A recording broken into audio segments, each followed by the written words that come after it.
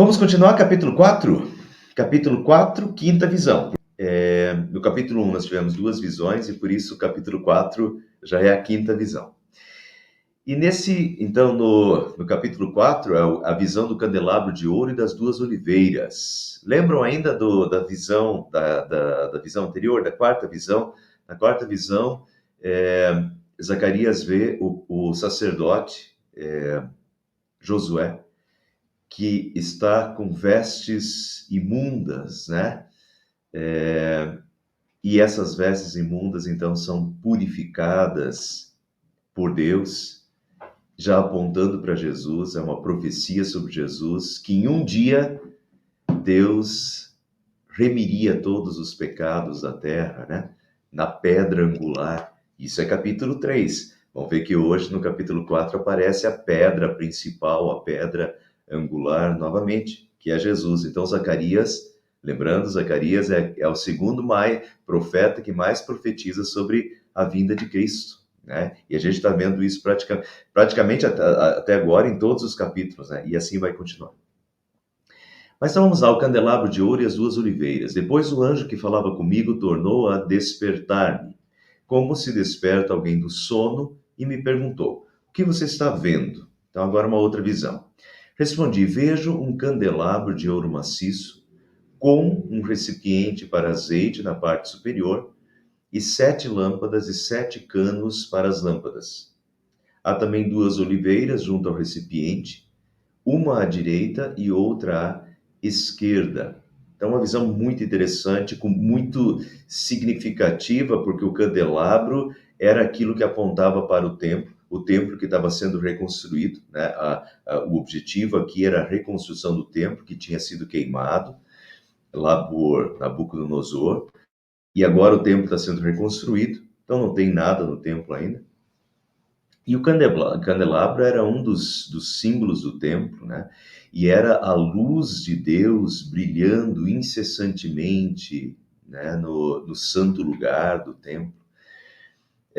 As luzes sempre acesas. As oliveiras eram um outro símbolo muito interessante, porque as oliveiras é uma das árvores típicas e uma das árvores símbolo de Israel também. Então, ele tem uma visão em que vê duas oliveiras, em que ele vê o candelabro, e essas oliveiras estão alimentando o candelabro, quer dizer, estão alimentando as luzes. Perguntei ao anjo que falava comigo: o que significa isso, meu senhor? E ele disse: você não sabe? Não, meu senhor, respondi. Notem aqui em cima, pessoal, que isso é versículo 4 e 5. Agora notem que vai pular para o versículo 10. Por quê? Porque, assim como Jesus às vezes fazia, e a gente vê isso nos evangelhos, às vezes Jesus contava uma parábola, e daí Jesus continuava os discursos, falava sobre outras coisas, e passava um tempo, daí os discípulos chegavam e diziam: Senhor, explica-nos a parábola. E daí Jesus explicava. Mas às vezes nos evangelhos, na parábola do joio e do trigo, isso também acontece. Tem o primeiro momento quando Jesus conta a parábola, e depois tem um outro momento em que os discípulos pedem a explicação e Jesus explica. Aqui em Zacarias acontece, de certa forma, a mesma coisa. Deus dá essa visão para Zacarias, mas a revelação do que isso significa só vem alguns versículos depois. Então, para ficar mais claro, eu vou já pular para a explicação e depois a gente volta para o versículo 6 até o 9, tá? Então ele me disse: estas 7 lâmpadas são os olhos do Senhor que sondam toda a terra. Isso é bem interessante. Primeiro, não é uma linguagem bíblica. As 7 lâmpadas são os olhos do Senhor que sondam toda a terra. Primeiro, deixa eu mostrar para vocês no Antigo Testamento, porque isso se repete várias vezes no Antigo Testamento. Segundo Crônicas 16:9 diz: porque quanto ao Senhor, os seus olhos passam por toda a terra, para dar força àqueles cujo coração é totalmente dele. Então, os seus olhos passam por toda a terra. Essa onisciência de Deus, e que Deus está em absolutamente todos os lugares, e Deus vê absolutamente tudo o que acontece. em todos os lugares. 7, pessoal, 7 é um número simbólico na Bíblia, muito simbólico nos livros de João, no Evangelho de João é muito simbólico. No Evangelho de João tem o 7 eu sou. No Apocalipse tem as 7 igrejas do Apocalipse, tem as 7 trombetas, tem os 7 selos. Então essa repetição do 7, o 7 é um número muito simbólico para os judeus e na Bíblia, né? É um número da perfeição e significa o todo, quer dizer, as 7 lâmpadas simbolizam o todo, né? A perfeição, o todo, e os olhos do Senhor que estão em todos os lugares. No Apocalipse vai falar que os olhos do Senhor são como chamas de fogo, e aqui a gente vê as lâmpadas, né? E o fogo quer dizer, assim como o fogo queima tudo, os olhos do Senhor são penetrantes. A linguagem do fogo na Bíblia, principalmente no Apocalipse, é uma linguagem de purificação. E o fogo, ele é aquele que queima tudo e só permanece o que realmente é verdadeiro. E assim os olhos do Senhor são aqueles que veem absolutamente tudo e que penetram em todos os lugares. Deus vê absolutamente tudo, 7. Deus vê absolutamente tudo em todos os lugares e de uma forma muito especial, os olhos do Senhor estão em todos os lugares sobre os seus filhos e sobre a sua igreja. E isso é muito bonito, isso é muito significativo para nós. Vejam 2 Crônicas, então, porque quanto ao Senhor, os seus olhos passam por toda a terra para dar força àqueles cujo coração é totalmente dele. Deus tem uma atenção especial sobre os seus filhos, Deus tem uma atenção especial sobre a sua igreja, no Antigo e no Novo Testamento. Vejam agora uma outra triangulação interessante, porque nós já vimos e continuamos vendo que Zacarias é uma literatura apocalíptica, e Zacarias, eu já mostrei para vocês como Zacarias capítulo 2 está conectado com Apocalipse capítulo 21. E no estudo passado, nós também fizemos essa triangulação com o Apocalipse. E agora, vejam que essa linguagem, as 7 lâmpadas são os olhos do Senhor que somam toda a terra. Isso é Zacarias, capítulo 4.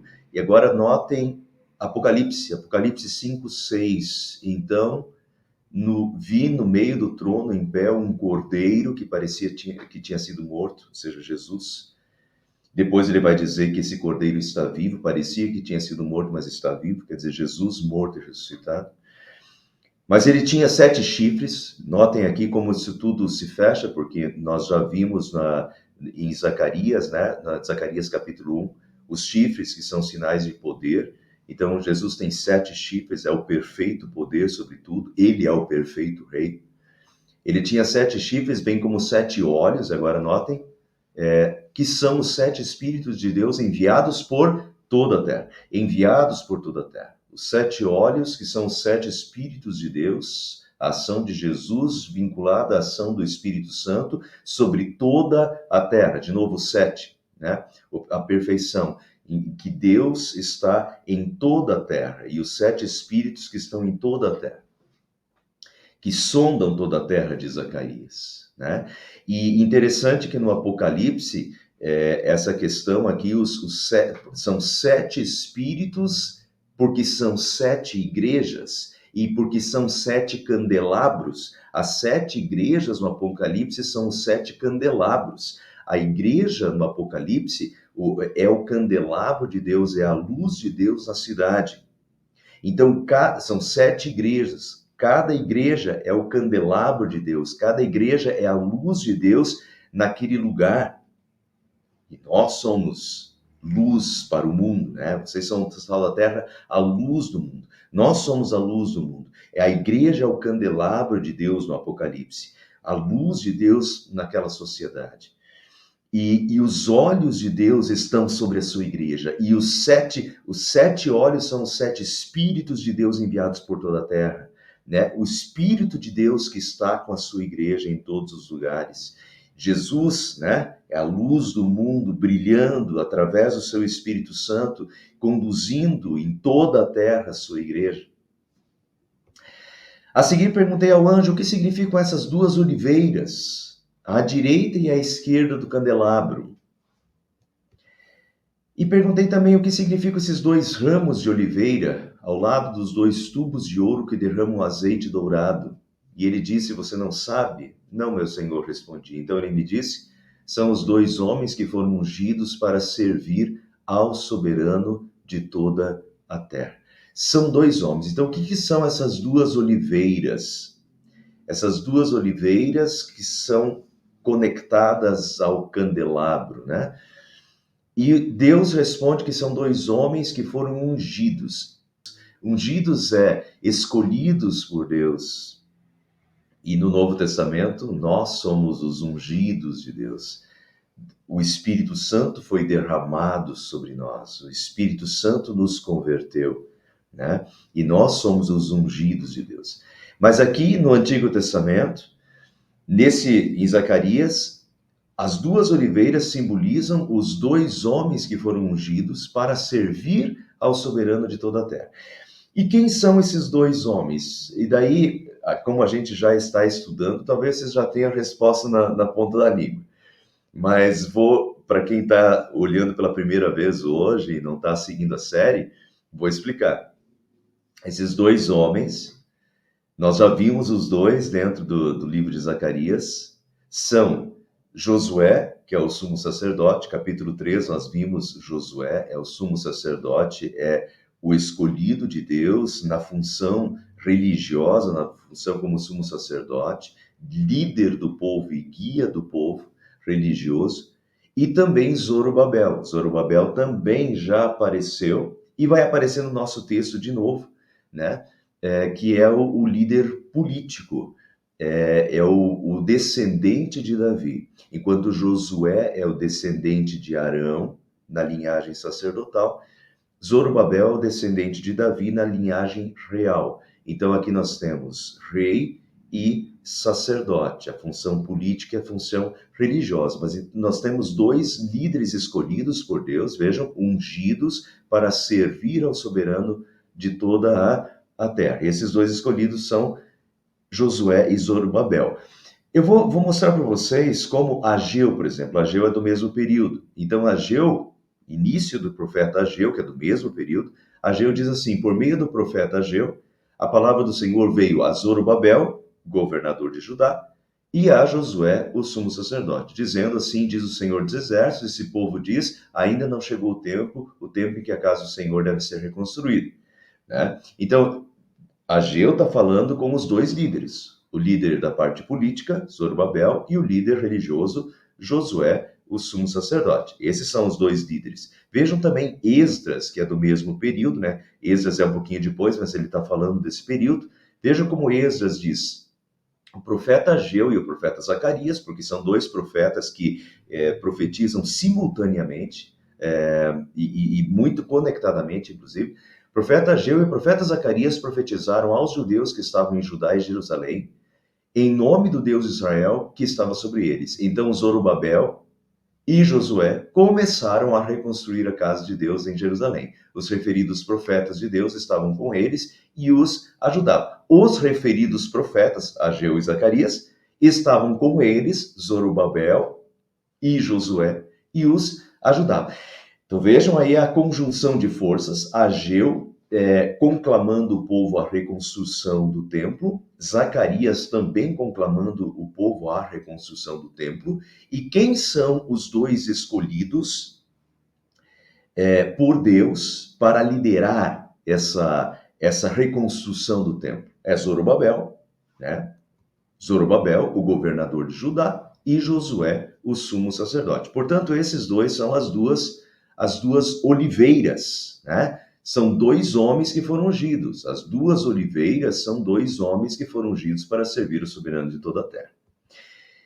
É interessante fazer um cruzamento com o Apocalipse, porque Apocalipse 11, 1 a 4 diz, foi-me dado um caniço semelhante a uma vara, e também foi-me dito, levante-se e vá medir o santuário de Deus, o altar, e os que adoram no santuário. Interessante aqui, pessoal, eu não tenho tempo para a gente ficar explicando demais isso, mas vocês lembram como já apareceu antes a questão de pegar uma vara para medir a reconstrução do templo?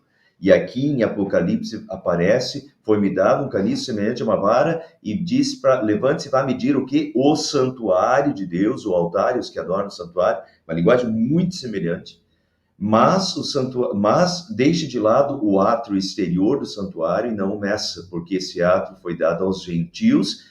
Por 42 meses pisarão a cidade santa. Isso é Apocalipse, tá? Isso já aponta para frente. Agora notem que aqui é uma linguagem simbólica, vou explicar muito rapidamente, que foi dado aos gentios, os gentios são os que não creem em Deus, que por 42 meses, o que são 42 meses? 3 anos e meio, metade de 7, é isso mesmo, tá? Exatamente isso. 42 meses são metade de 7. Então, durante um período determinado por Deus, 42 não é literal, essas linguagens no Apocalipse não são literais, justamente para pensar metade de 7, né? Então, é um tempo determinado por Deus, os gentios, pisarão a cidade santa e causarão sofrimento, né, ao povo de Deus. Darei autoridade às minhas duas testemunhas, vejam, 2 testemunhas, depois vai aparecer 2 oliveiras e 2 candelabros, tá? 2 testemunhas. As 2 oliveiras e os 2 candelabros são 2 testemunhas. Esse é o título do texto aqui. Darei autoridade às minhas 2 testemunhas para que profetizem durante 1260 dias. O que são 1260 dias? 3 anos e meio. Depois vocês fazem a conta aí. Mas é isso, 42 meses, 1260 dias, são 3 anos e meio. Então a linguagem é a mesma. Então essas 2 testemunhas profetizarão durante 1260 dias, 3 anos e meio, vestidas de pano de saco. Isso significa uma mensagem de arrependimento, conclamando ao arrependimento. E daí diz, são estas as 2 oliveiras e os 2 candelabros que estão em pé diante do Senhor da terra. Depois a gente vai, se a gente seguisse no texto de Apocalipse, é bem interessante, porque as 2 testemunhas são mortas, isso simboliza o testemunho da palavra de Deus sobre a terra, os líderes e as pessoas que testemunham, as testemunhas de Deus sobre a terra, que são mortas, e o sangue da terra clama aos céus por essas testemunhas que são mortas, até que vem o Senhor, o dia do Senhor, né? Mas, enfim, só para fazer esse cruzamento, então, em Zacarias aparecem as 2 oliveiras, e essas 2 oliveiras são os 2 ungidos de Deus, os escolhidos por Deus para uma função.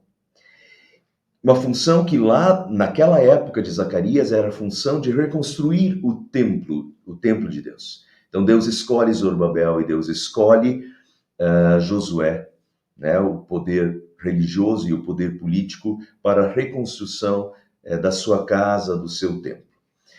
Mas quando a gente olha para o Apocalipse, a gente vê essas 2 testemunhas de uma forma mais ampla, os ungidos de Deus sobre a terra, dos quais nós fazemos parte, os ungidos de Deus sobre a terra, as testemunhas de Deus sobre a terra. Essas são as 2 oliveiras, os 2 candelabros, a luz de Deus. Nós somos os ungidos de Deus, as testemunhas de Deus, a luz de Deus sobre a terra, né? Que estamos diante do Senhor e continuamos testemunhando a palavra do Senhor aqui na terra. E daí, continuando, agora nós voltamos para o versículo 6, o texto diz, esta é a palavra do Senhor para Zorobabel. Então, para o líder da parte política, né, o descendente de Davi. Essa palavra do Senhor para Zorobabel, não por força nem por violência, mas pelo meu espírito, diz o Senhor dos Exércitos. Aqui, pessoal, as coisas vão acontecer não por força e nem por violência, mas pelo meu espírito. Deus está dizendo isso para quem? Não para Josué, não para o líder religioso. Deus está dizendo isso para o líder político. E para o líder político, Deus diz, não vai ser por força, não vai ser por violência. A função é reconstruir o templo. O povo voltou, o povo estava na Babilônia, o povo está de volta em Jerusalém. Tem que reconstruir o templo. Só que, vamos lembrar, durante muito tempo, durante 16 anos, o projeto de reconstrução do templo parou por causa da oposição dos povos vizinhos, né, que estavam se opondo, que foram lá, pediram para o imperador do Império Persa para ele parar a reconstrução, porque esse povo ia se revoltar, né? Esse povo não ia virar um povo independente, não ia mais pagar impostos, e o imperador do Império Persa bloqueou e mandou parar a reconstrução do templo. 16 anos se passaram, ou seja, tem uma resistência, uma forte resistência. 16 anos se passaram. E agora Deus diz através do profeta Ageu e Zacarias, é hora de reconstruir. Vamos lá, vamos reconstruir a casa. Mas essa reconstrução não vai ser por força, nem por... não precisam usar a força nem a violência. Pessoal, a tradução na Bíblia da linguagem de hoje diz assim, não será por meio de um poderoso exército, nem pela sua própria força que você fará o que tem de fazer, Zorobabel, mas pelo poder do meu Espírito. Tem outros textos, deixa eu mostrar Isaías 31:1. Ai dos que descem ao Egito em busca de socorro e se estribam em cavalos. Eles confiam em carros de guerra, porque são muitos, e em cavaleiros, porque são fortes, mas não olham para o Santo de Israel e nem buscam o Senhor. Isso aqui é o contrário. É o contrário do que Deus está dizendo aqui, ó. Não é por força nem por violência, mas pelo meu Espírito. Muitos reis de Israel, quando precisavam de alguma coisa, primeira coisa que eles pensavam, e aí é um claro alerta, para o pessoal da igreja aqui, eu já fiz uma pregação uma vez sobre isso. Mas vou repetir. Qual é a primeira coisa que a gente pensa quando a gente tem um problema? A gente pensa no que a gente pode fazer. Como é que eu vou resolver esse problema? Como é que eu começo a queimar fosfato? Como é que eu vou resolver esse problema? Eu tenho que fazer isso, eu tenho que fazer aquilo, eu tenho que me esforçar mais, eu tenho que guardar mais dinheiro, eu tenho que fazer isso, eu tenho que contactar tal pessoa ou a outra pessoa, eu tenho que me aliar a esse, eu tenho que me aliar àquele, e a gente queima fosfato porque eu tenho que fazer e eu tenho que fazer. O primeiro pensamento não é orar e pedir que Deus ajude.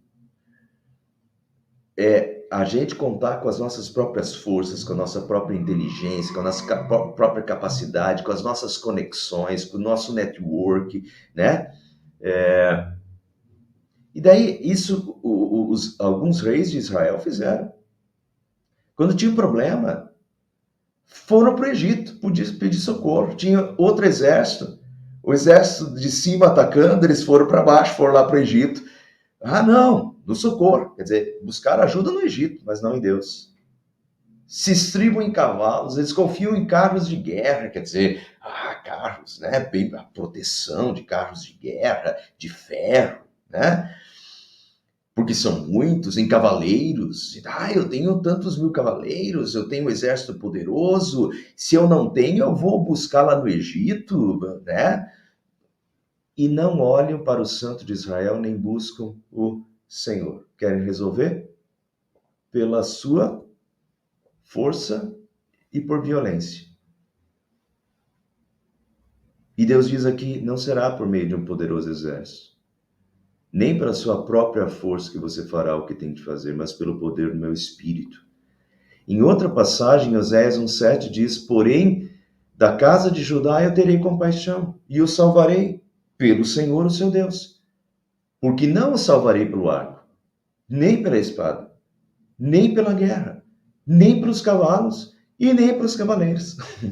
Não vou salvar eles pelo arco, pela espada, pela guerra, pelos cavalos, nem pelos cavaleiros. Eu salvarei pelo Senhor, seu Deus. Então, não estou dizendo que a gente não deva queimar fosfato. Não devo. Deus nos deu inteligência para usar, certo? A gente tem que usar. A gente deve fazer planos, a gente pode e deve planejar, né? Tudo, fazer as coisas com responsabilidade, fazer as coisas com planejamento, tá tudo dentro. Mas lembrar que é pelo Espírito de Deus e é pela vontade de Deus que as coisas acontecem. E se não for, você, como muitas vezes aconteceu com Israel, né? Busca ajuda daqui, busca ajuda de lá, queima todo o fosfato, queima toda a força e não vai, as coisas não vão, né? E às vezes a gente dá com os burros na água, porque planeja tudo, porque faz tudo, porque usa toda a inteligência, usa dinheiro, usa inteligência, usa isso, usa aquilo, usa os networks, tudo que tem que usar, e o negócio não vai. E, de certa forma, é bom que não vá, né? Porque às vezes a gente tem que se tocar que a gente está muito em cima da gente mesmo. E muitas vezes, quando tudo isso falha, a gente se desespera, porque na verdade a gente não colocou Deus em momento nenhum disso. Está confiando única e exclusivamente em nós mesmos. E pessoal, eu tenho que me policiar constantemente quanto a isso. Vocês também, todos nós.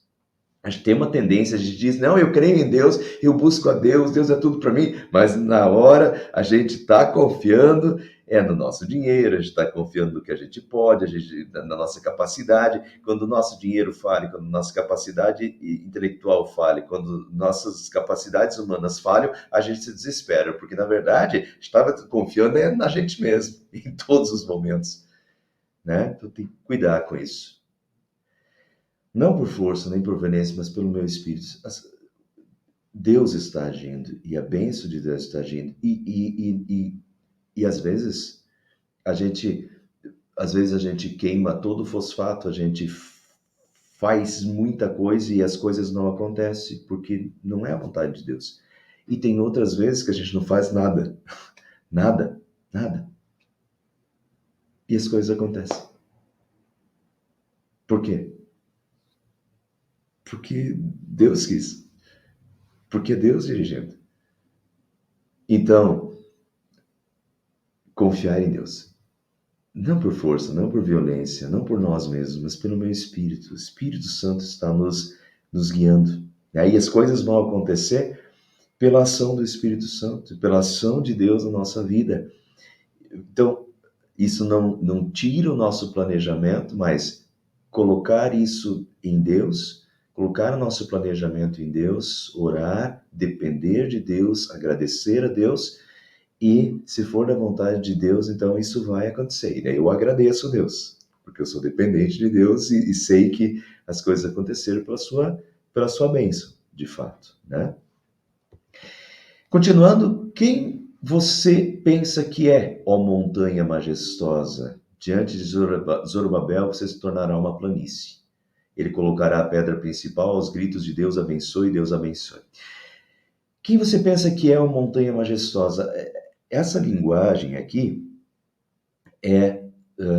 está colocando as dificuldades. Eu já falei para vocês, durante 16 anos, as pessoas da Terra se aliaram ao governador, ao imperador do Império Persa e bloquearam a reconstrução do templo. Conseguiram, através de mentiras, né? Através de estratagemas, conseguiram bloquear a reconstrução. Então, provavelmente essa é a montanha, né? É a dificuldade que se impõe na frente. Agora, notem, esse povo é um povo de 50 mil judeus que voltaram da Babilônia, estão novamente em Jerusalém. Eles não têm um exército formado, nem têm um exército potente, nem são capazes de lutar e enfrentar o Império Persa, né? Essa é a montanha.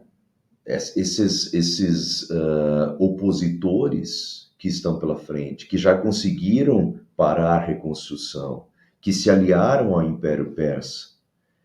Mas aí agora Deus diz para Zorobabel, note que Deus está falando com Zorobabel, com o líder político, através do profeta Zacarias. Quem você pensa que é a montanha majestosa? Diante de Zorobabel se tornará uma planície. Ou seja, a montanha se tornará plana, uma planície. Deus vai tirar o obstáculo. Deus vai tirar essa montanha majestosa. Deus vai tirar essa força. Deus vai tirar esse obstáculo. E diante de Zorobabel se tornará uma planície. Deus vai aplanar o caminho. E foi o que aconteceu. Eles durante 16 anos conseguiram, e daí, quando Deus falou através do profeta Ageu e Zacarias que era hora de reconstruir, que era hora de recomeçar, eles conversaram com o novo imperador, tinha um novo imperador, e esse novo imperador, sob a bênção de Deus, disse: podem voltar a reconstruir. Ele resgatou o edito do primeiro imperador, né, que tinha deixado o povo voltar e reconstruir o templo, e tudo andou, né, sem questionamento mais nenhum. Ou seja, a montanha majestosa foi aplainada. Não tinha mais, né? O próprio imperador deu ordem para a reconstrução e deu até os meios para a reconstrução. Deus aplainou o... Veja, pessoal, quando Deus age, Deus aplaina o caminho. Os obstáculos, né, grandiosos, Deus aplaina, confiança em Deus, né? Ele colocará, e aqui ele diz também, ele colocará a pedra principal aos gritos de Deus, abençoe dessa pessoa. Nós já vimos essa questão no capítulo 3, capítulo anterior. A pedra principal. Salmo 118, 22. A pedra que os construtores rejeitaram veio a ser a principal pedra angular. Isso já está no Antigo Testamento. Aparece em Zacarias diversas vezes. E essa pedra principal é uma pedra que aponta já, né? Veja Zacarias 3,9, o que ele tinha falado. Porque eis que a pedra que pus diante de Josué, sobre essa pedra única estão 7 olhos. Lembram que o Apocalipse falou que os 7 olhos do Cordeiro, né, que são o Espírito de Deus. Então, a pedra com 7 olhos está apontando lá para o Apocalipse, para o Cordeiro de Deus. Eis que eu gravarei nela uma inscrição, diz o Senhor dos Exércitos, e tirarei a iniquidade dessa terra num só dia. Através dessa pedra, Deus tira a iniquidade da terra num só dia. Essa pedra é, Apocalipse, o Cordeiro, que foi morto, mas que reviveu. Apocalipse. Então, a pedra é a pedra angular do Salmo 118, é a pedra que depois vai voltar em Mateus, que Jesus diz assim: vocês ouviram a pedra que os construtores rejeitaram, veio a ser a principal pedra angular. Jesus é a pedra.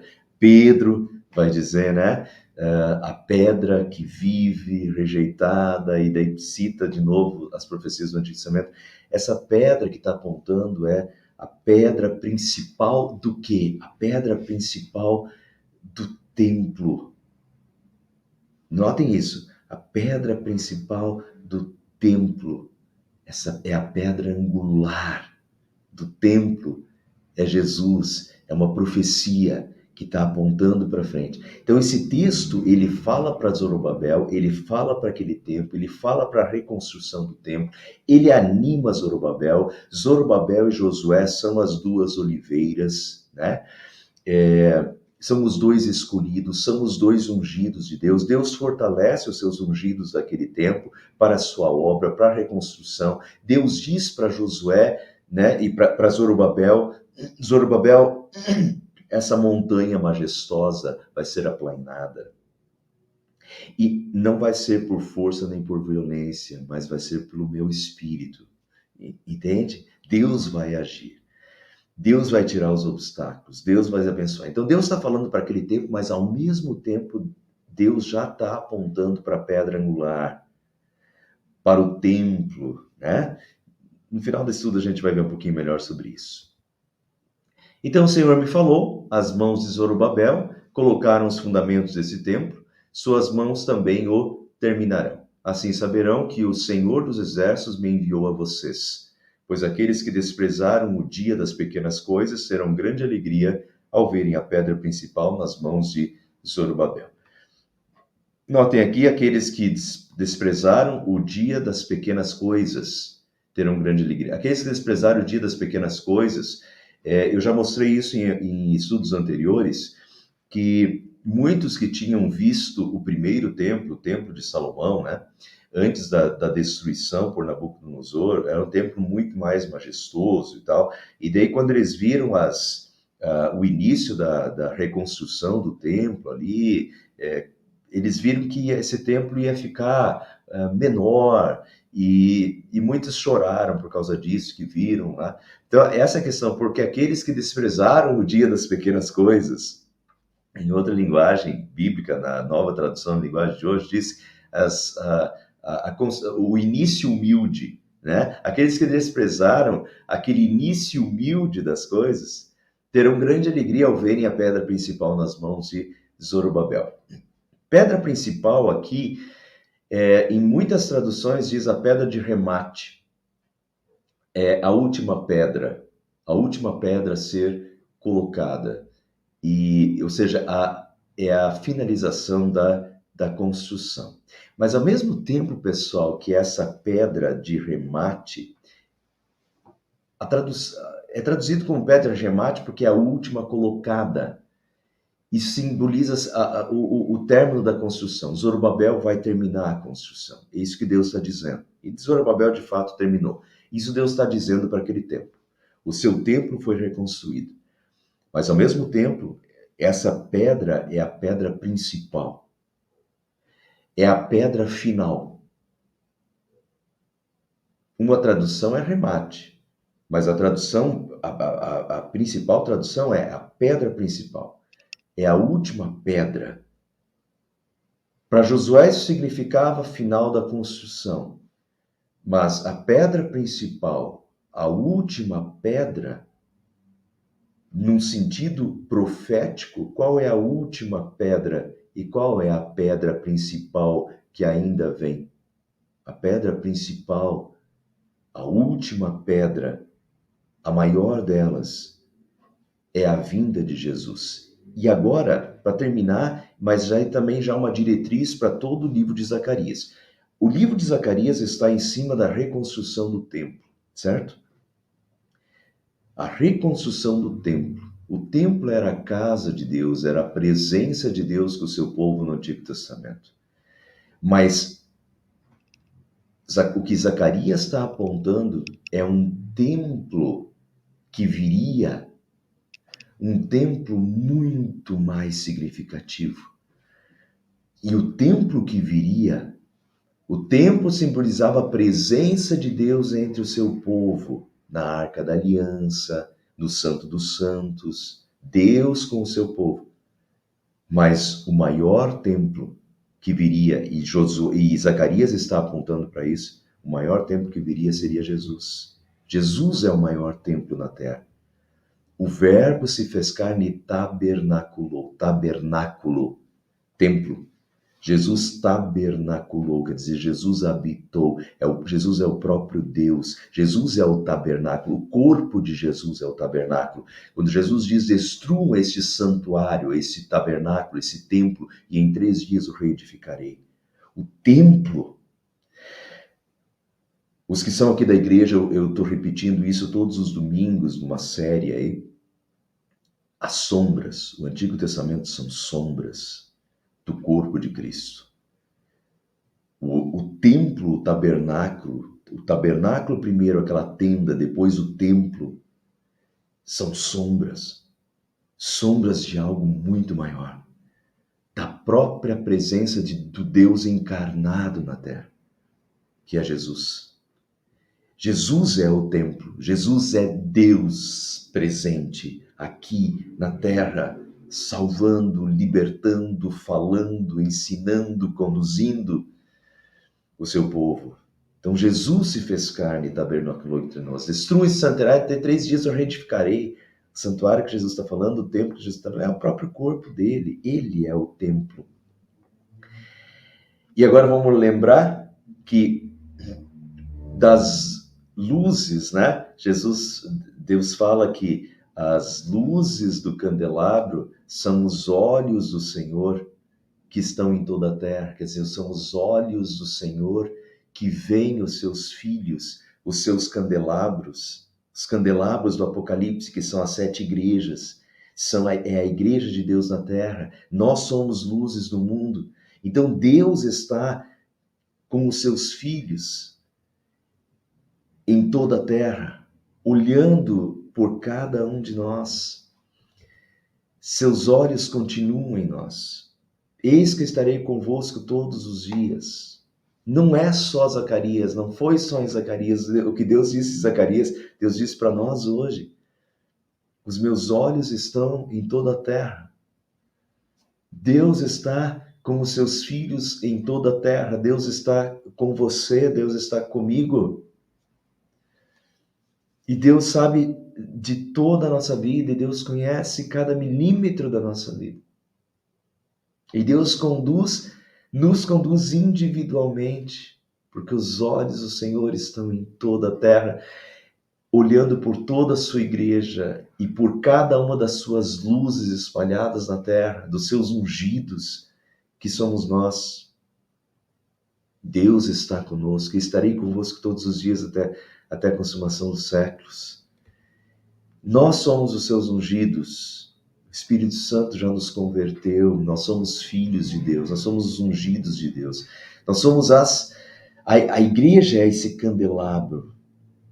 E nós fazemos parte da igreja. Nós somos as testemunhas do Apocalipse, as testemunhas de Deus na terra, as oliveiras, o povo santo de Deus na terra e luzes para o mundo. Então isso tem tudo a ver conosco, na verdade. Quando a gente faz essa triangulação de Zacarias e vê que essa linguagem de Zacarias ela se repete no Apocalipse, Zacarias, Antigo Testamento, se repete em Apocalipse, Novo Testamento, nós estamos no meio disso. Isso tem tudo a ver conosco. Nós somos as testemunhas, nós fazemos parte, nós somos as luzes. A igreja é o candelabro e nós somos parte da igreja. Jesus está com a sua igreja, Jesus continua com a sua igreja. Os 7 espíritos do Apocalipse estão entre as 7 igrejas. E Jesus está com a sua igreja, Jesus está com cada um de nós, mantendo essa chama viva, né? Essa chama da fé em nossos corações, agindo, nos conduzindo em todos os momentos. Só temos que agradecer a Deus e continuar sendo essas testemunhas de Deus até o dia que a gente possa... Apocalipse 22. O tabernáculo, os novos céus e nova terra se funde com o tabernáculo em Apocalipse 21 e 22. Apocalipse 21, na verdade. Não vai mais ser templo. Apocalipse capítulo 21 mostra que não vai mais ser tabernáculo, não vai mais ser templo. Porque Deus será tudo em todos. Porque Deus estará plenamente presente em tudo e em todos os novos céus e a nova terra. Aí vai ser o tabernáculo pleno e perfeito, quando nós estaremos na presença do Senhor, envolvidos pela presença do Senhor. Então, de certa forma, Jesus é o tabernáculo na terra, é o maior tabernáculo na terra, porque ele veio e a presença de Deus, né? Ele foi a presença de Deus na terra, mas o tabernáculo, ainda guardamos esse tabernáculo eterno, que é estarmos na presença do Senhor plenamente. Plenamente, todos os dias, todas as horas, corpo de alma, cercados da presença de Deus, os novos céus na nova terra. Então, enquanto nós não somos chamados para o tabernáculo celeste, nós aqui na terra somos as testemunhas, as oliveiras, o candelabro, as luzes, né? As testemunhas de Deus, até que Ele nos chame para estar com Ele lá. Amém.